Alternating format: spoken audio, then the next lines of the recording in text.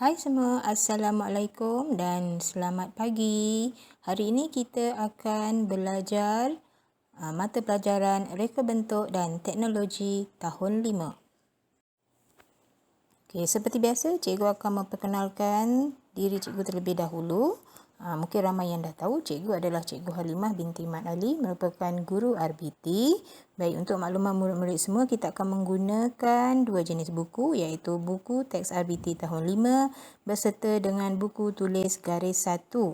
Baik, manakala medium pembelajaran kita, iaitu untuk PDPR ini, cikgu akan menggunakan Google Classroom ataupun melalui Telegram ataupun melalui WhatsApp.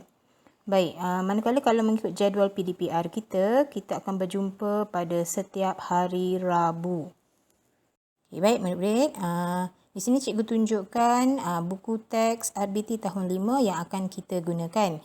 Dan cikgu percaya semua murid telah pun mempunyai buku teks RBT yang telah dibekalkan oleh SPBT. Cikgu juga telah menguploadkan dalam Google Classroom buku teks digital. Murid-murid boleh juga membuat rujukan di situ. Baiklah murid-murid, mari kita lihat isi kandungan dalam mata pelajaran RBT tahun 5. Okey, kita lihat apa yang akan kita pelajari pada tahun ini. Baik, yang pertama ialah berkenaan dengan teknologi rumah tangga. Kemudian kita juga akan mempelajari tentang aplikasi reka bentuk teknologi kejuruteraan. Kemudian reka bentuk pengaturcaraan dan yang terakhir ialah teknologi pertanian.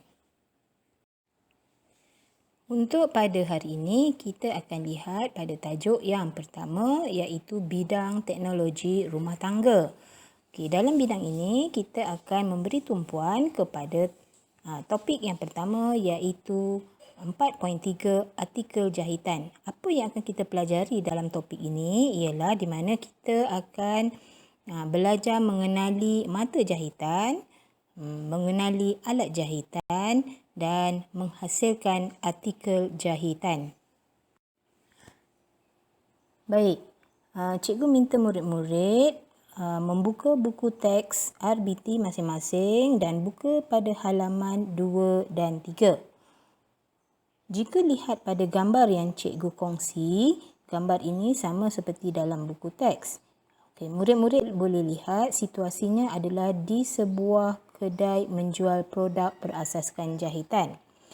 Cikgu minta murid-murid membaca perbualan antara Alia, ibu dan adiknya.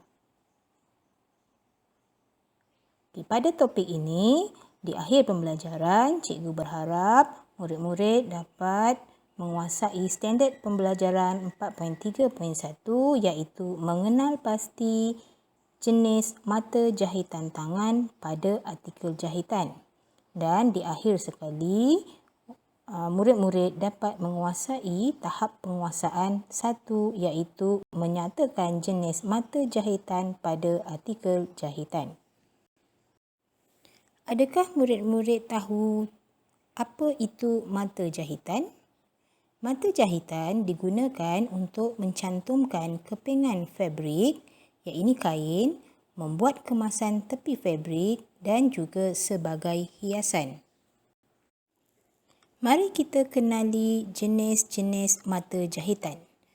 Okay, mata jahitan yang murid-murid akan belajar pada tahun ini ada 6 jenis, iaitu jahitan kia, jahitan jelujur halus, jahitan jelujur kasar, jahitan insang pari, jahitan simbat dan jahitan silang pangkah. Baiklah murid-murid, mari kita lihat kegunaan bagi setiap mata jahitan dan contoh mata jahitan. Yang pertama, jahitan kia. Jahitan kia digunakan untuk memulakan dan mematikan jahitan.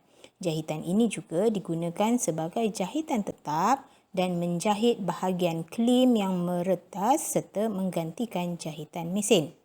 Ini adalah contoh jahitan kia. Jahitan yang kedua iaitu jahitan jelujur halus. Jahitan jelujur halus digunakan sebagai jahitan tetap. Jahitan ini digunakan untuk membuat kedutan atau sulaman pada fabrik. Jahitan ini juga boleh membaiki kelipit yang meretas. Murid-murid boleh melihat contoh gambar jahitan jelujur halus. Seterusnya yang ketiga, jahitan jelujur kasar.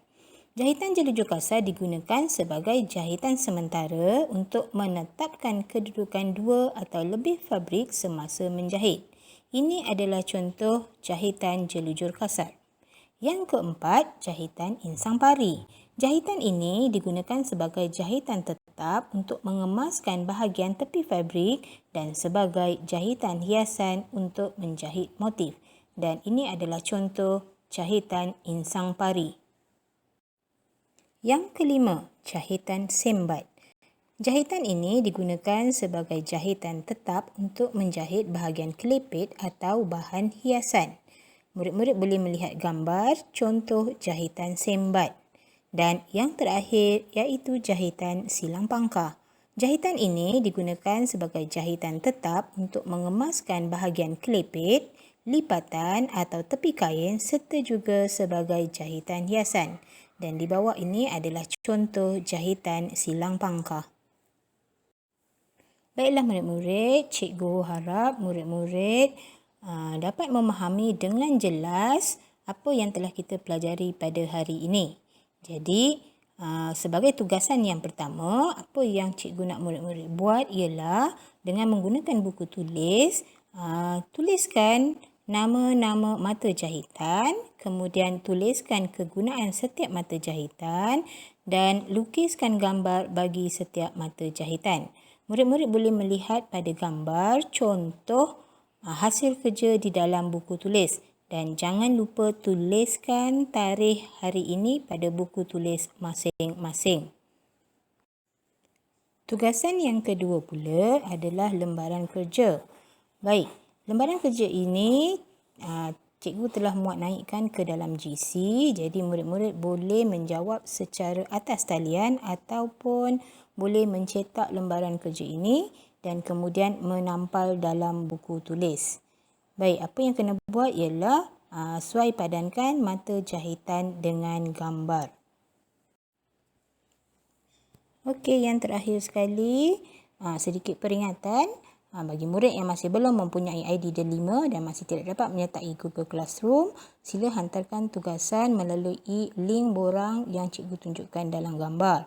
Dan jangan lupa kepada semua murid, mestilah mendaftar kehadiran PDPR pada hari ini melalui link yang ditunjukkan. Jangan lupa daftar ya. Baiklah murid-murid, sehingga kali ini saja, kita berjumpa lagi pada minggu hadapan.